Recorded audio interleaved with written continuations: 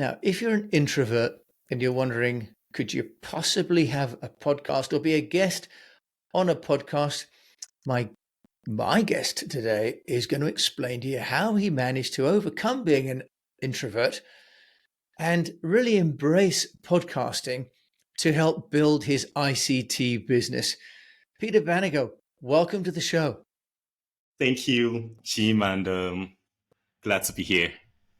Well, for those of you that don't know Peter, he's in a place actually where I grew up when I was younger. He's in Nigeria today, and I was there when I was 8 years old. But Peter's there just visiting his mum, but he's normally based in Leicester. So his business, Target ICT, is UK based, but he's joining me here from Nigeria. So Peter, we're going to talk today about how you're getting your own personal ICT consultancy notice. So it's really good lessons for people that are building their own business brand, because you've got some learnings from Facebook and skills and sort of exercises that worked in other businesses you ran that have been not as successful with the new business. So we're going to dive into that. And we're going to look also into how you have been doing content creation with articles as well, and the successes that you've had there. So Peter, first of all, explain a little bit about your business, and then we're going to talk about how you've been getting your business noticed. All right. So Target ICT is basically a business I started my first business in 2010. I've started a couple of things. I've done procurement. I've done e-commerce. At a point, I had like 4 or 5 businesses running at the same time. But one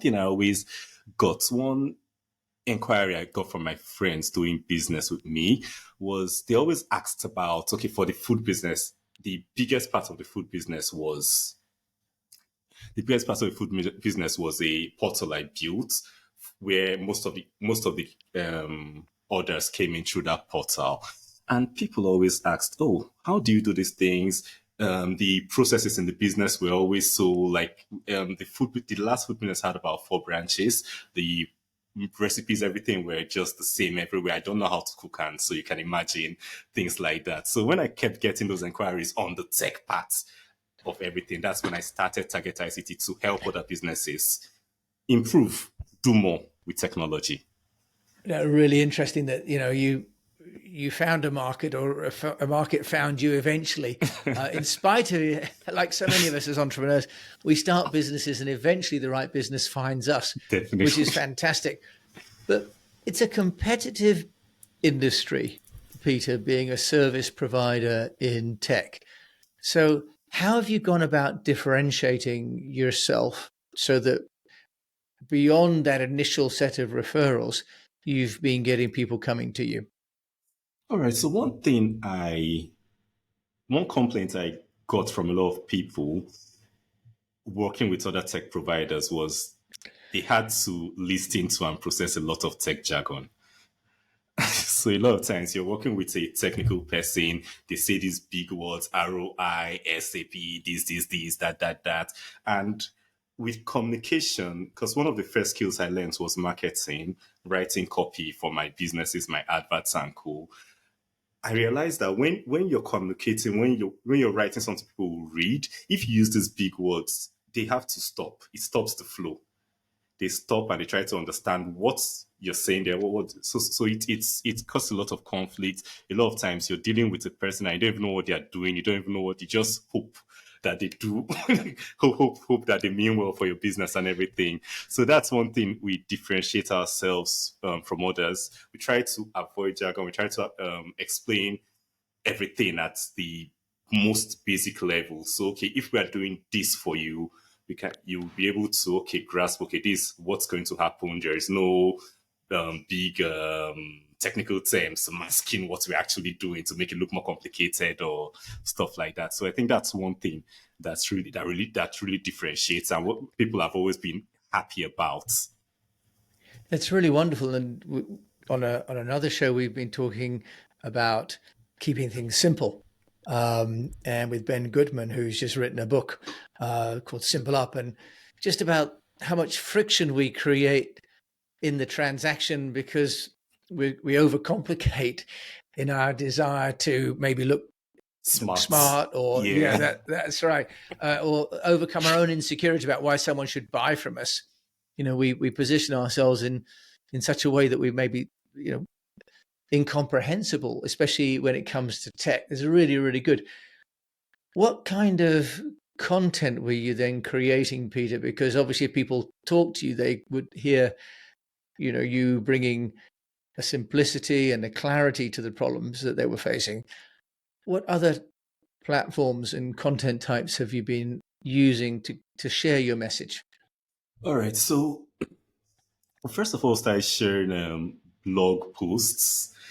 So it typically take a problem a business is facing, try to explain it, make it easy, and share. Then recently, it is 2024, so 2 years ago, 2022, we started sharing it on a podcast. We started a podcast too for the business. So same thing, we just take a concept and break it down. Peter, now starting a podcast is not easy. I mean, I've now been doing this for a couple of years, and I have a couple of shows under my belt. It's a lot of work. Just take us through the process then of why you decided to do a podcast instead of doing articles, because it's actually a big leap to start and then to keep it going. And you've got 59 episodes now of your podcast. All right. So I think the process of it. Okay, we started writing the blog post articles and all that. Then during the pandemic, I discovered podcasts. Stuck in the house all the time, no one around and everything. So I discovered podcasts, and I realized that I actually used to listen to everything. Like I'll sit down, maybe I'm walking or I'm doing something around the house. I'll listen to a whole 45 minutes, a whole 1 hour. I would actually go to the links they mentioned. I actually research on the people talking, and I'm like, okay, this seems like a better way to share this blog post, because these days we realize people have very short attention spans, and I feel, even me too, I feel it's on podcasts, my attention span is works better on podcasts than on articles. I might just read an article halfway and I drop it. So after that was 2020, I discovered podcasts. Then in 2022, I decided to start the podcast. And like you said, it was actually difficult because I did the first episode and abandoned it for a couple of months because I didn't want to. I don't know. Okay, since I was young, I've really been, I grew up, I didn't really have friends growing up. I was just me and books. I always read books all my life. So getting all the businesses I started before this, I would always be at the background. I always have a partner making the talking and all that. I'll just do ads or do things that won't have me come out or have me come out in public. So when I put out that first episode, I'm like, oh my God, everybody's going to hear my voice. Yeah, and yet, Peter, you're a handsome young man, but also, as anyone listening to this can hear, Peter, you have a great voice for radio, right? Of a podcast, really, really great. But you were an introvert, you said. Yes. So it was a big emotional challenge to overcome. How did you overcome that? Because I think there are many people thinking, oh, I'd like to either be a guest on a podcast, which is frankly, I think, a great way to start with podcasts before trying to create a show. But then to actually be hosting is another challenge again, because you have to take responsibility for the conversation and so on. How did you overcome that? Let's call it an emotional, a self-confidence issue. How did you get back after the couple of months? All right. So after the couple of months, I'm a member of Toastmasters. So I joined Toastmasters in 2016. Called the same thing. I knew, okay, as a business person, I need to communicate. I need to talk to people, and I really hated doing that. So I took one of my Toastmasters projects that was level 4. I can't. My pathway was starting a podcast. This was after I'd abandoned the first episode. So I went through the this thing, and part of the requirements was having, I can't remember, is it 4 or 10? I can't remember how many. I think 4 episodes. You should have 4 episodes live for them to for you to move to the next level on the pathway. So I took my podcast and said, okay, let me just bring it back up and continue, use this and as an excuse to continue with it. And it's actually fun. It's amazing fun having a podcast, right? You get to meet lots of interesting people, as you and I are doing today, Peter. Yeah. So it's called Tech Your Business. You've got Business. 59 episodes now, which is good. Tech Your Business. It's available on all players, and you've got the techyourbusinesspodcast.com as a website. How is the podcast helping you, Peter, in terms of brand awareness and generating leads? All right. So in terms of generating leads, one thing I realized. Okay, first of all, the podcast was started to share, like I said, share information, share things and all that. Then when I started having guests, I realized being in that situation where I'm talking to a person, okay, it's Tech Your Business. So we have business owners and other tech experts coming to show how you can use tech in your business. So I'm talking to a fellow business owner. On a normal day, I would have had to put out an ad, wait for them to come on a sales call, and then try to convince them. Or I would have had to maybe send a cold email and go through a gatekeeper to get through to them. But these people actually email, they come to you and they talk to you. And one thing I don't really like selling there, but what I do is most of the time I'm talking to you and I realize you have an issue. I just give a solution. I give a solution. Okay, this thing, oh, it can work better this way. And all they come back, oh, this nice, this worked for me. Oh, this is this. And I've had like maybe 2 or 3 people who have become clients out of this and people I've talked to just from things like that. So it's been amazing actually. Yeah, well, that's one of the main ways that people talk about getting podcasts to be part of their sales funnel, is that people would love to come and talk to you on the mic in a way that they wouldn't come and talk to you if they thought they were being sold to, Sold, right? yeah. Yeah. And so, Peter, that's wonderful. And what about using the show content? Are you then repurposing the content from your shows into blogs, for example, or on social media? We are doing that. So we do short videos for each episode. Then currently the website for the podcast is just like a link tree. So I did that purposely so there is less to manage because I realized everything you start brings a lot of takes up a lot of your time. Yeah, Exactly. That's right. Yeah, it brings yeah. So the website we just made it links, just the Spotify link, the YouTube link, just that. So for now, we started the blog post on my main business website, but we stopped for a while because we want to migrate everything to the podcast website. So it's still going to be like the link tree, but we would have a blog on it just for SEO purposes. Right. And Linktree, that's link, LINKTR, and then it's a dash. Yes. And then it's .ee. Exactly. And I have one of those as well, Linktree, for you and all of your assets, websites and podcasts, and in my case, books and courses, all under Linktree. So it's a really, really useful website to centralize all of your digital assets. So thanks for raising that, Peter. We haven't really talked about that. It sounds as though you've been making great headway in the podcast space, and you have been building this new business. You've had multiple businesses before.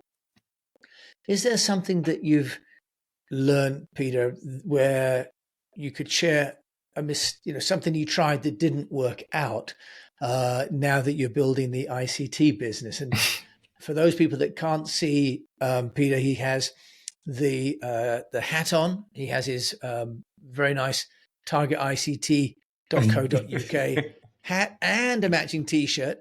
So he has turned up on the video podcast looking the part. Peter, so you're a branded guest. Fantastic.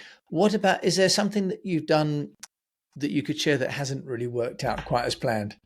All right. So I think one thing I'll share is when I started my first, in fact, everything that started before Target ICT, I would always start something, then you either use Google ads or Facebook ads, and that's all. So like for the food business, I had my this thing. I'll just get a very high definition photo of the food items we cook, put something on there, And people once then put the ads out by lunchtime, and you just get sales. We used to have like 10 times returns on our ad spend then for that. So when I started Target ICT, I'm like, okay, I can just start this. I can use ads too and then push this. I ended up spending thousands of pounds, and I didn't even get anything. And I'm wondering, isn't it the same adverts? What's wrong? Yeah.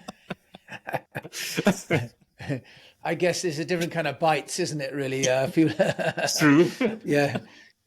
So that's interesting. So really, the different business responded differently to the same Totally. marketing strategy, Totally which differently. reminds us to be really sort of listening to the needs of each individual business. You can't necessarily transfer the same strategy from one business to another.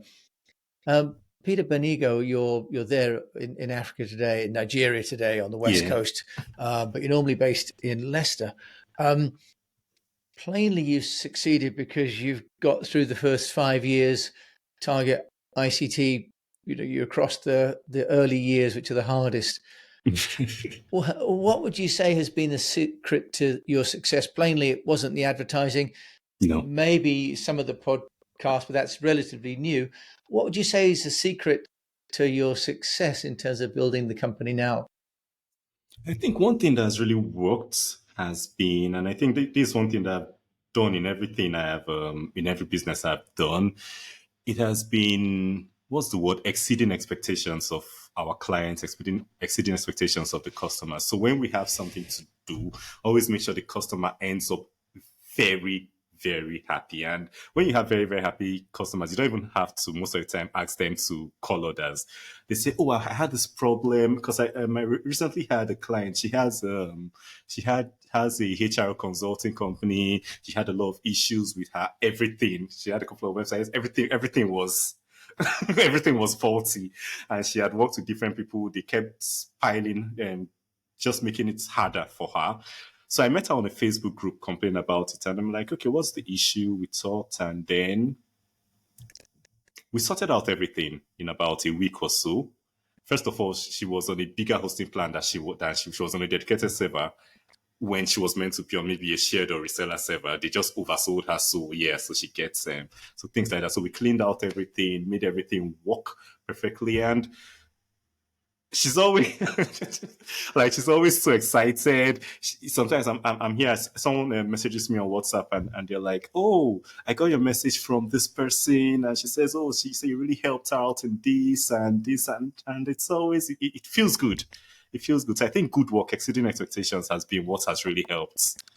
And it sounds as though engaging with people in Facebook has also worked for you, Peter. Not advertising, but just engaging and solving people's problems before they become clients. Yes, yes, and most of the time I do it free. So You're a good man. You're a good man, but plainly, you're doing enough business to keep it all to keep going, everything running, yes. which is brilliant.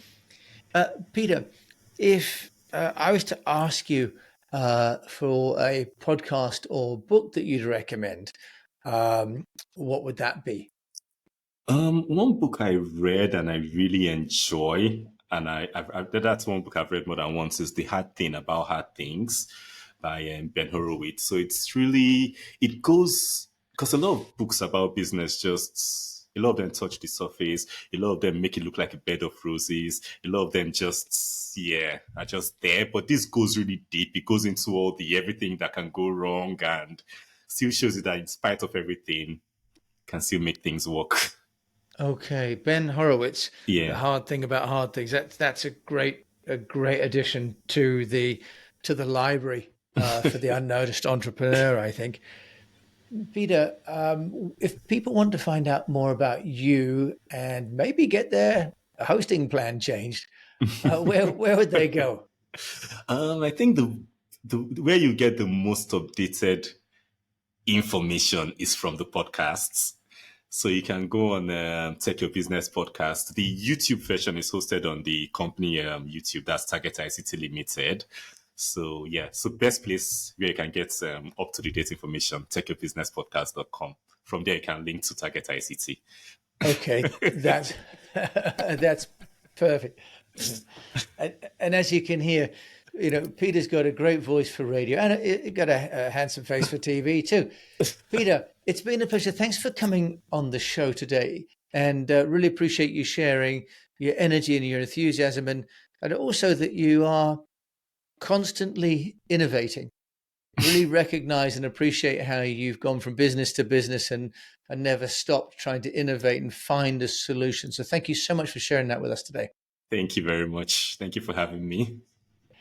So what a pleasure to have Peter on the show. And, I wanted to have him on the show because here's someone who's overcome the anxiety of, talking to other people, being actually shy, and hasn't just hidden behind writing articles, but has realized that podcasting is really a wonderful way to connect and engage with potential customers. But also, as you can hear, he's obviously grown as a person because now he's very comfortable to come on podcasts and share his message and share his voice and his wonderful laughter as well with us today. So Honestly. if you've thought about maybe getting onto podcasts, I can encourage you to think about being a guest first before you try and host, because it is a lot of work, but it is a great medium for you. So until we meet again, I just encourage you to keep on communicating. Please do share a review of this show if you can, and share the show with a fellow entrepreneur, because you might know someone like Peter who actually would love to listen to a podcast and doesn't want to get left behind. And this podcast is all about helping the unnoticed entrepreneur to get noticed for what they do. Thank you for listening. Thank you.